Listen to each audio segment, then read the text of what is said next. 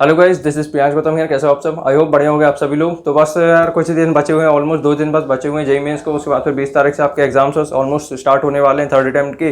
ठीक है, तो इसके लिए मैं आपके लिए इंपॉर्टेंट वीडियो लेके आया हूं, जिसमें आपको इंपॉर्टेंट टिप्स कुछ बताऊंगा कि क्या गैस वर्क करना चाहिए या नहीं करना चाहिए। ठीक है, जो कि आपको ध्यान में रखना जरूरी है। ठीक है, इसके पहले यार, इस वीडियो के पहले मैंने ऑलरेडी जेई के लिए इंपॉर्टेंट टॉपिक्स बता दिए थे, जिसको अगर आप कर लोगे तो डेफिनेटली आपका कम टाइम में ज़्यादा स्कोर अच्छा अचीव हो सकता है, ज़्यादा आप रैंक बूस्ट कर सकते हो। तो उसके लिए आप टॉपिक्स तैयार कर लो तो डेफिनेटली आपके मार्क्स अच्छे आ सकते हैं। डिस्क्रिप्शन में वो वीडियो का लिंक मिल जाएगा, जिसने मिस किया जाके देख लेना। ठीक है, आज के वीडियो में बात करने वाले हैं यार कि क्या गैस वर्क करना चाहिए नहीं करना चाहिए। सबसे पहली चीज़ यार, आप ध्यान से समझो, चाहे आपने प्रिपरेशन कम करी है, चाहे ज़्यादा करी है, चाहे आपने पढ़ाई कम की है या बिल्कुल भी नहीं करी है, तो एक चीज़ आपको ध्यान रखना है यार, सिर्फ गैस वर्क से जेईई में मतलब सिलेक्शन नहीं होता। ठीक है, गैस वर्क से अगर हो गया होता तो सबका सिलेक्शन हो जाता है, राइट। बट गैस वर्क से ये भी फायदा है कि कहीं ना कहीं हमारा आंसर, अगर मान लो कुछ ऑप्शन होते हैं जिसको अगर हम एलिमिनेट करते हैं, ठीक है, तो उससे क्या होता है, गैस वर्क हम थोड़ा बहुत कर लेते हैं तो उससे क्या होता है, एग्जाम मतलब मार्क्स मिल जाते हैं उसकी। ठीक है, तो ये फायदा होता है कई बार गैस वर्क करने का। ठीक है, तो इसमें सबसे पहली चीज़ आपको ध्यान रखना है, पेपर को अटेम्प्ट करने का तरीका। अटेम्प्ट करने का तरीका सिंपल सा है। सबसे पहले आप स्टार्ट करो केमिस्ट्री से, उसके बाद भले आप चाहे आपका जो भी सब्जेक्ट है, फिजिक्स मैथ्स जो भी, ठीक है, बट हो सकता है आपका फेवरेट सब्जेक्ट मैथ्स हो सकता है आपका फेवरेट सब्जेक्ट फिजिक्स हो। ठीक है, बट पेपर का अटेम्प्ट करने का सही तरीका ये होता है केमिस्ट्री से आप स्टार्ट करो, क्योंकि यूजुअली क्या होता है, केमिस्ट्री का पेपर आसान आता है। फिजिक्स और मैथ्स की अगर हम बात करें तो फिजिक्स का कई बार टफ आ जाता है, या मैथ्स का कई बार टफ आता है। ठीक है, तो ये दोनों ऊपर नीचे होते रहते हैं, ठीक है, टफनेस में। तो बाकी केमिस्ट्री का जो पेपर होता है बेसिकली बहुत आसान आता है। ठीक है, और सबसे पहले आपको स्टार्ट उसी से करना चाहिए, क्योंकि केमिस्ट्री में क्या है, पूरा एनसीईआरटी से पेपर आता है, उसके बाहर से कहीं से भी नहीं आता। अगर आपने सिर्फ एनसीईआरटी अच्छे से पढ़ ली हुई है, नोट्स बना लिए हो, एक्सरसाइज कर ली हो आपने, तो डेफिनेटली आपसे पूरा पेपर आधा तो वहीं बन जाएगा आपसे केमिस्ट्री का। ठीक है, तो आप एक एक करके अटेम्प्ट करना शुरू करो। ऑर्गेनिक इनऑर्गेनिक इंपॉर्टेंट टॉपिक बता दिया था, आप चाहे तो वो कर सकते हो। ठीक है, तो उसको अगर आप कर लेगे तो डेफिनेटली आपका क्या होगा, जो बेस है वो आपका स्ट्रॉन्ग है। यानी कि जेईई मेंस में अगर मार्क्स आपके इंक्रीज हो सकते हैं तो वो केमिस्ट्री की वजह से हो सकते हैं। तो केमिस्ट्री के लिए सबसे पहले ऑर्गेनिक इनऑर्गेनिक के आपके कुछ क्वेश्चन बन जाएंगे वहाँ पे। ठीक है, तो जिससे क्या होगा, आपको कॉन्फिडेंस आने लग जाएगा। ठीक है, और मान लो अगर कोई क्वेश्चन आपसे नहीं बन रहा है तो उसको थोड़ा सा छोड़ दो, उसके बाद फिर आप दूसरे क्वेश्चन को अटेम्प्ट करो। ठीक है, इस तरीके से केमिस्ट्री के पहले जो क्वेश्चन बन जाए उनको बनाओ, बाकी को छोड़ दो। ठीक है, जितने बन रहे पहले उनको बनाओ, बाकी को छोड़ दो। क्लियर, इस तरीके से फिर आओ फिजिक्स में आओ, मैथ्स में आओ। ठीक है, कुछ सबसे पहली चीज, एक चीज का ध्यान रखना है, ज्यादातर क्वेश्चन मैथ्स में और फिजिक्स में ऐसे होंगे जो सीधे वैल्यू बेस्ड होंगे। यानी कि आपको इक्वेशंस मतलब सॉल्व करनी पड़ेंगे, इक्वेशन सॉल्व करने के बाद आपको कुछ वैल्यू पुट करनी पड़ेगी, उसके बाद डायरेक्ट आपका आंसर आएगा। ठीक है, हो सकता है थीटा की वैल्यू 45 डिग्री आपको दी हुई हो, मैथ्स कोई क्वेश्चन आगे मान लो, तो आपने इक्वेशन सॉल्व कर दी, आपको थीटा में बस 45 डिग्री पुट करना हो, आपका आंसर में निकल के आएगा। ठीक है, तो उसमें सीधा आप ऑप्शन आंसर आप टिक कर सकते हो। ठीक है, लेकिन अगर आपका मान लो कि कोई आंसर गलत हो जाता है या उससे मैच नहीं करता, उसकी जैसा सेम आंसर आता है, तो उसमें सबसे पहली चीज आप दो ऑप्शन को हटा दो। ठीक है, मान लो एक क्वेश्चन आ गया, आपसे नहीं बन रहा, लेकिन आपका आंसर आ चुका, आपसे बन नहीं पा रहा, तो दो ऑप्शन को हटाओ। अब दो ऑप्शन जो बचे हुए जो आपके आंसर से मैच कर रहे हैं, तो उसमें से किसी एक को आप अच्छे से सोच समझ करके उसमें टिक कर दो। ठीक है, अब भले आप वहां पे गैस वर्क कर दो तो चल जाएगा, बट एटलीस्ट आपका थोड़ा सिमिलर होना चाहिए आपका आंसर। ठीक है, तो इस तरीके से आप गैस वर्क कर सकते हो। ठीक है, तो एक चीज का ध्यान रखना है कि जबरदस्ती आपको उल्टा सीधा कुछ भी टिक नहीं करके आना है, क्योंकि अगर आप जरूरत से ज्यादा गलत सलत टिक करके आओगे, सब में नेगेटिव मार्किंग -1 होता चले जाएगा। ठीक है, मान लो अगर आपने 5 भी गलत क्वेश्चन अटेम्प्ट कर दिए, 5 भी गलत सलत आपने टिक कर दिए, तो उसका एक मार्क्स कट जाएगा, तो टोटल यानी कि 5 मार्क्स आपके कट हो जाएंगे इस टाइप से। ठीक है, और अगर एक सही हो गए तो आपको 4 मार्क्स अवॉर्ड किए जाएंगे। तो लेकिन एक चीज का ध्यान रखना यहाँ पे जरूरी है, सबसे इंपॉर्टेंट ये है कि आपको नेगेटिव मार्किंग का ध्यान रखना है। ठीक है, जरूरत से ज्यादा आप क्वेश्चन अटेम्प्ट करोगे तो डेफिनेटली मार्क्स कम हो सकते हैं। ठीक है, तो इसका सिंपल सॉल्यूशन क्या है कि हड़बड़ी में जल्दबाजी में आपको कोई भी आंसर टिक नहीं करना है, पहले सोचो समझो अच्छे से। ठीक है, क्योंकि आप ऑप्शन भी टिक करो तो पहले अपना दिमाग लगाओ। ठीक है, कहीं ना कहीं आपको अपने अंडरस्टैंडिंग जो भी आपने पढ़ा है उसका आपको इस्तेमाल करना पड़ेगा, राइट। तो उसके बाद क्या करो, उस क्वेश्चन को पढ़ो, उसके बाद ऑप्शन में एक और ऑप्शन एलिमिनेट करने की कोशिश करो, एक हटाओ फिर दो हटाओ, उसके बाद फिर जो बचा है उसके हिसाब से देखो कि अब अच्छा एक हटा दे, 3 बचा है, अब इन 3 में से क्या हो सकता है, तो अपने दिमाग अपनी अंडरस्टैंडिंग के बेस पे आप उसमें फिर प्रेडिक्ट करो कि कौन सा आंसर हो सकता है। ठीक है, तो उसके अलावा फिर आप उसमें अटेम्प्ट कर सकते हो। बट ऐसा नहीं होना चाहिए कि एक क्वेश्चन आ गया जो आपसे बिल्कुल ही नहीं बन रहा है, चारों के चारों ऑप्शन आपको बिल्कुल भी नहीं आ रहे, तो ऐसी सिचुएशन में यार वो क्वेश्चन को आप छोड़ दो। क्योंकि अगर आप जरूरत से ज्यादा उसको अटेम्प्ट करोगे इस टाइम क्वेश्चन में, तो ये आपके नेगेटिव बहुत तेजी से बढ़ा देगा, नेगेटिव मार्किंग बढ़ेगी तो डेफिनेटली परसेंटाइल नीचे गिर जाएगा। ठीक है, इसलिए इस बात का खास ध्यान रखना, जो क्वेश्चन बने सिर्फ और सिर्फ वही अटेम्प्ट करके आना है। शुरुआत केमिस्ट्री से करना है, उसके बाद फिर मैथ्स और फिजिक्स की अगर हम बात करें तो सिंपल फिजिक्स की अगर बात करें तो एटम न्यूक्लियर अगर आप करके आते हो, सिर्फ कुछ जो छोटे चैप्टर्स होते हैं, ठीक है, डायमेंशंस वगैरह, तो इन्हीं से 30 से 40 मार्क्स आपके कंफर्म हो जाएंगे। ठीक है, क्योंकि ये क्या होता है, डायरेक्ट आते हैं, एकदम बेसिक क्वेश्चंस रहते हैं। इसमें डायरेक्टली आपको सिंपल वैल्यू पुट करनी पड़ती है और आपको डायरेक्ट एक बार में आंसर आता है। तो सिंपल आप इन टाइप्स के टॉपिक्स आप तैयार कर सकते हो, जिससे क्या होगा कि आप अटेम्प्ट करके आओगे तो डेफिनेटली आपके मार्क्स बूस्ट हो जाएंगे। ठीक है, तो इस बात का ध्यान रखना है। तो और उसके अलावा हम बात करते हैं मैथ्स में कोई क्वेश्चन आ गया इसको सॉल्व कर रहे हो तो ठीक है, तो उसमें ध्यान ये रखना है कि आपका आंसर उससे मैच करना चाहिए जो भी ऑप्शन दिए हुए हैं, और कोई ऑप्शन से मैच नहीं करते ऑप्शन को हटाते और ठीक है 3 बचे, अब इन 3 में से आपने मिला अच्छा ये भी नहीं इसको भी हटाया, तो इन दोनों में से किसी एक का हो सकता है लेके कर देना। ठीक है, जय माता दी नहीं करना बट सोच समझ के टिक करना। ठीक है, और अगर मान लो बिल्कुल ही नहीं आ रहा है 3 क्वेश्चन, मतलब एक ऑप्शन हटाया 3 बस बच रहे, तीनों में डाउट है तो छोड़ दो उस क्वेश्चन को, मत अटेम्प्ट करो, जबरदस्ती नहीं है ना। जबरदस्ती आप अटेम्प्ट कर गए आओगे तो उसमें आपको कोई फायदा नहीं बल्कि नुकसान हो जाएगा, आपका एक मार्क्स कट जाएगा और जैसे ही 1 मार्क्स कटेगा आपका परसेंटाइल नीचे चले जाएगा। ठीक है, तो इस बात का खास ध्यान आपको रखना है।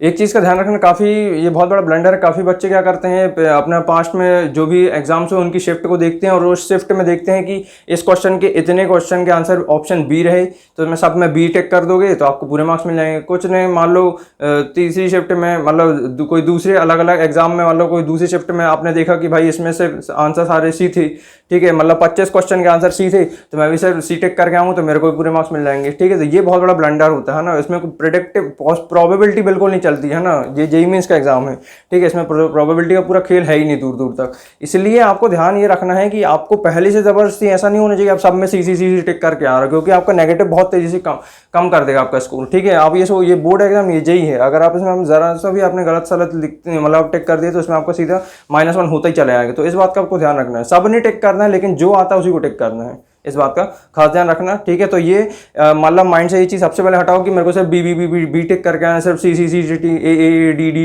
ये सब कथा कहानी वहाँ पे मत बगराना। ठीक है, आराम से जो आपसे बनना है सिर्फ और सिर्फ वही अटेम्प्ट करो और जो आपके नॉलेज से कनेक्टेड हो आपकी पढ़ाई से कनेक्टेड हो, अननेसेसरी किसी को भी टेक मत करके आना। ठीक है, एक और इंपॉर्टेंट चीज़ यार, आपने मॉक टेस्ट वगैरह अगर नहीं किए हैं, सॉल्व नहीं किए हैं तो उनको सॉल्व करना स्टार्ट कर दो, भले आपकी प्रिपरेशन कम है चाहे ज़्यादा, आपने पूरी पढ़ाई कर ली, रिविजन कर लिया अच्छे से, तो अब आप मॉक टेस्ट लगाओ। ठीक है, आपने भले पहले भी लगा लिए हैं लेकिन अभी मॉक टेस्ट ज़्यादा लगा लो, क्योंकि उससे क्या होगा आपको पता चलेगा कि क्वेश्चन किस टाइप के आते हैं, उनको सॉल्व करने में कितना टाइम लगता है, क्या क्या पैटर्न है। ठीक है, तो ये 2 इंपॉर्टेंट चीज़ है, पैटर्न पता चलेगा, टाइम पता चलेगा। ठीक है, तो उसमें आप अपनी प्रेडिक्शन उसमें आप गैस वर्क करके देखो कि आपका कितना एक्यूरेसी यानी कि कितने आपके सही हो रहे कितने आपके गलत हो रहे हैं। मान लो 10 क्वेश्चन है और आपके 7 सही गए, आपने जो भी पढ़ा हुआ है उसके बेस पे आपने 7 सही क्वेश्चन बना लिए, 3 आपके गलत हो गए, और मान लो 3 आपने टोटल 10 में पूरा थोड़ा बहुत आपने गैस वर्क भी किया है। ठीक है, आपको ऑप्शन एलिमिनेट करते भी बन गया है और जिससे आपके 7 सही गए बाकी 3 गलत हुए, तब आप ये स्टेप उठा सकते हो जेईई मेंस में, यानी कि आप थोड़ा बहुत वो कर सकते हो, क्या कर सकते हो, गैस वर्क थोड़ा बहुत कर सकते हो। बट लेकिन अगर कहानी उल्टी है कि आपने पढ़ भी लिया सब कुछ लेकिन उसके बाद फिर आपने प्रेडिक्शन भी की, आपने गैस वर्क भी कर दिया, 10 में से सिर्फ आपके 3 सही है बाकी 7 गलत हो गए, तो वहां पे फिर आप जेईई में प्रेडिक्शन और गैस वर्क मत करना या फिर कम करना। ठीक है, जरूरत से ज्यादा अगर आप आंसर टिक करके आओगे तो सिर्फ माइनस ही होगा और आपका उल्टा परसेंटाइल डाउन हो जाएगा, क्योंकि एक सही मार्क्स आपको 4 मार्क्स दे देगा लेकिन एक गलत आपने किया तो सीधा आपको -1 खा जाएगा। और इस तरीके से मान लो अगर आपने 5-10 मार्क्स मतलब 5-10 क्वेश्चन में अगर आपने गलत किया तो 5 से 10 मार्क्स आपको सीधे कट हो जाएंगे, और 5 से 10 मार्क्स कट होना यानी कि परसेंटाइल का सीधे डाउन होना। ठीक है, तो इस चीज़ का आप खास ध्यान रखना, ये गलती मत करना। ठीक है, तो बस एट द एंड इतने कहूँगा कि जो भी आपने ऑलरेडी पढ़ रखा है सर 12th या जितना भी आपने नोट्स में पढ़ा हुआ तो उन्हीं को रिवाइज कर लो, रखने की जरूरत नहीं, रिवाइज भी कर लो तो एटलीस्ट एग्जाम में आएगा तो आपसे देख के समझ से बन जाएगा। ठीक है, एग्जाम। ठीक है, तो जो भी आपने पढ़ रखा है उसी को रिवाइज कर लो, इंपॉर्टेंट टॉपिक्स मैंने बता दिए थे। और एक बात का ध्यान रखना, सेफ स्कोर की अगर बात करें तो ये टोटल नंबर ऑफ सीट्स पे डिपेंड करता है, एग्जाम का डिफिकल्टी लेवल क्या है उस पर डिपेंड करता है। ठीक है, और टोटल कितने स्टूडेंट्स अपीयर हुए उस पर डिपेंड करता है। ठीक है, तो ये टोटल डिपेंड करता है मतलब आपका सेफ स्कोर इस चीज़ पे। ठीक है, बट फिर भी अगर आपको मैं बताऊँ तो सेफ स्कोर आपका होना चाहिए, टारगेट आप 180 लेके चलोगे, 180 मार्क्स किसी भी हालत में लेके आना ही आना है। ठीक है, तब आपके 140-150 क्रॉस होंगे, तो यानी कि 150 सबसे सही सेफ स्कोर है। 140 से 150 में आपका सेफ स्कोर रहेगा, जिसमें कि आपको अच्छे NITs ट्रिपल IITs वगैरह मिलने की पॉसिबिलिटी बहुत बढ़ जाएगी। इस चीज़ का खास ध्यान रखना। ठीक है, अगर मान लो ऐसे पेपर आपका बहुत टफ आ जाता है तो हो सकता है कि 180 मार्क्स में आपको 99 परसेंटाइल मिल जाए, यानी कि 180 मार्क्स में आपका 99 परसेंटाइल आ जाएगा। लेकिन अगर मान लो आपका पेपर बहुत इजी आया था ना, पेपर का लेवल बहुत इजी आ गया और हो सकता है आपके 200 मार्क्स भी क्रॉस हो गए, तब भी हो सकता है कि आपके 99 परसेंटाइल ना बने, उसके थोड़ा नीचे है 98 पॉइंट समथिंग या 97 कुछ इस टाइप से परसेंटाइल क्या होगा, थोड़ा डाउन चला जाएगा। अगर पेपर ईजी आया तो डेफिनेटली परसेंटाइल डाउन जाएगा, और लेकिन अगर पेपर टफ आ गया तो परसेंटाइल हाई हो जाएगा, ऐसा समझो, मतलब इन्वर्सली प्रोपोर्शनल है। तो ये टोटल रूल चलता है जिसके थ्रू आपको समझना चाहिए। और आगे बढ़ना चाहिए। लास्ट चीज़ में बात कर लेते हैं यार, सिर्फ आपको पूरे से कॉन्फिडेंट रहना है। जो भी आपने साल भर पढ़ा हुआ है या जो भी थोड़ा बहुत आपने पढ़ रखा है, रिवाइज किया, तो उसी को बस थोड़ा सा रिवाइज कर लो, ठीक है, और चिल्ड आउट हो जाओ, मतलब शांति से अपना चिल करके पढ़ो, आराम से मजे से पढ़ो, टेंशन मतलब बिल्कुल भी, ठीक है, बिल्कुल ये मत माइंड में सोचना कि मेरे को ड्रीम कॉलेज नहीं मिला तो पता नहीं क्या होगा ये वो, ठीक है ना। कोई कॉलेज किसी का फ्यूचर नहीं डिसाइड करता, कोई एग्जाम किसी का फ्यूचर नहीं डिसाइड कर सकता, ठीक है। ये बस लाइफ का पार्ट है जिससे आपको होकर के गुजरना है, जिसमें हो सकता है आपका हो सकता है ना हो, ये किसी के हाथ में नहीं है, बट मेन इंपॉर्टेंट होता है तैयारी, ठीक है। जेईई मेंस होना ना होना है वो बात की बात है, लेकिन उससे ज़्यादा इंपॉर्टेंट है तैयारी, ठीक है। तैयारी में अगर आपने 100% दे दिया, अपनी पूरी जान, एनर्जी, टाइम, आपने सब कुछ एफर्ट लगाया, तो बस वही कहलाता है ना, यानी कि अपने डेडिकेशन पे, एफर्ट पे 100% दे दिया, जो कि इनफ होता है, ठीक है। तो बस इस चीज़ का ध्यान रखना है और बिल्कुल भी टेंशन नहीं होना है ना, टेंशन मत लेना, बस 2 दिन के अंदर एग्जाम से डेफिनेटली आप अच्छा स्कोर अचीव करके ही आओगे, ठीक है। कोई भी क्वेश्चन अगर ना हो तो आप उसको छोड़ सकते हो, ज़बरदस्ती उसको टिक करने की कोशिश मत करना और पैनिक मत होना, ठीक है। नेगेटिव मार्किंग अवॉइड करना, ज़रूरत से ज़्यादा क्वेश्चन टिक मत करना, जो क्वेश्चन मैंने सिर्फ और सिर्फ वही टिक करना, जो ऑप्शन आपसे एलिमिनेट करते बन जाए उसको हटाते हो और उस हिसाब से फिर धीरे धीरे टिक करते हो, है ना। इस चीज़ का खास ध्यान रखना। और अपने जो भी है माइंड में ज़बरदस्ती मत सोचना कि अगर मतलब मेरा ड्रीम कॉलेज मेरे को नहीं मिला तो क्या होगा, ठीक है। तो कोई प्रॉब्लम नहीं है, कॉलेज से वैसे भी किसी का फ्यूचर नहीं डिसाइड होता है, ये बात याद रखना। कॉलेज सिर्फ एक लाइफ का पार्ट है, चाहे आप किसी भी कॉलेज में जाओ, ठीक है। थोड़ा बहुत डिफरेंसेस आता है, बट आपको ध्यान रखना है कि वो लाइफ का एंड गोल नहीं है, वो लाइफ का सिर्फ एक पर्पस है, जो कि लाइफ का एक पार्ट है, जो कि आपको उससे होते हुए गुजरना है, ठीक है। तो बस इस चीज़ का ध्यान रखना है, लोड नहीं लेना है, ठीक है। ड्रीम कॉलेज है पता है, बट हो सकता है कि ना मिले, हो सकता है ना मिले, नहीं भी मिलेगा तो लाइफ में बहुत चीज़ें करने के लिए, इस बात का ध्यान रखना है, ठीक है। तो अपने दिमाग को पूरे से खोल दो, जितना भी टेंशन है, जो भी दिमाग में स्ट्रेस वगैरह चल रहा है, उसको थोड़ा कम करो और सिर्फ अपने एग्ज़ाम के बारे में सोचो, ठीक है, यानी कि जो होगा अच्छा होगा। तब तक के लिए ऑल द बेस्ट, मेरी बेस्ट विशेष आपके साथ में है कि जेईई मेंस आपका अच्छा जाए, ठीक है। 20 तारीख से शुरू हो रहे हैं, 27 तक चलेंगे, तब तक के लिए पढ़ाई करते रहो। All the very best, love you all, take care, thank you so much, bye bye. और अगर चैनल पर नहीं हो तो सब्सक्राइब जरूर करना, इस टाइप के इन्फॉर्मेटिव वीडियो आपको फ्यूचर में देखने को मिलते रहेंगे। और चैनल और वीडियो को लाइक कर देना और कमेंट सेक्शन में बता सकते हो कोई भी आपको डाउट है या वीडियो आपको कैसा लगा। मिलते हैं नेक्स्ट वीडियो में, तब तक के लिए bye bye, thank you so much.